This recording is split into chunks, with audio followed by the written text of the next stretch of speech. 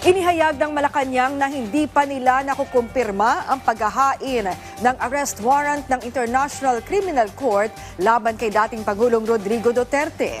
Ang detalye sa ulat ni Abby Malanday. Wala pang natatanggap na impormasyon ng Malacanang kaugnay sa paglabas umano ng warrant of arrest ng International Criminal Court laban kay dating Pangulong Rodrigo Duterte. Kamakailan lamang umugong ang balitang may warrant of arrest na laban sa dating presidente na posibleng maharap sa crime against humanity dahil sa madugong laban kontra droga ng kanyang administrasyon habang presidente at sa extrajudicial killing sa Davao City. As of the moment po, wala pa po tayong nakukuhang communication, official communication. Pat kung meron na po tayong official copy, ipapakita po agad namin sa inyo. Ayon sa Malacanang, maaring ipadaan ang paghahain ng warrant of arrest sa tanggapan ng Pangulo, Department of Justice at Department of Foreign Affairs.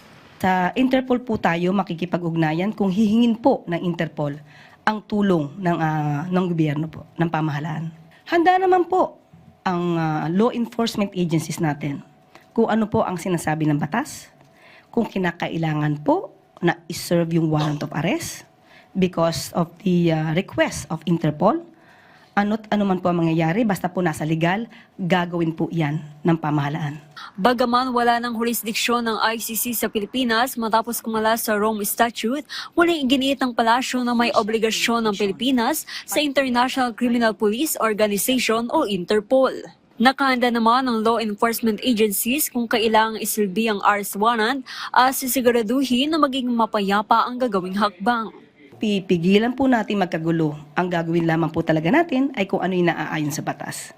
Tingnan niyo na lamang po kung ang pagsisilbi, halimbawa po magsisilbi ng warrant of arrest at lahat naman po ay ayon sa guidelines at ayon sa rules of law. Huwag na lang po sanang maging matigas ang ulo ng ibang taong bayan para pigilan to, katulad nung nangyari sa panahon po ng pag-aresto kay Pastor Kibuloy. Hanggang sa ngayon ay wala pa rin namang inilalabas na pahayag ang ICC sa mismong issue. Abby Malanday para sa Pambansang TV sa Bagong Pilipinas.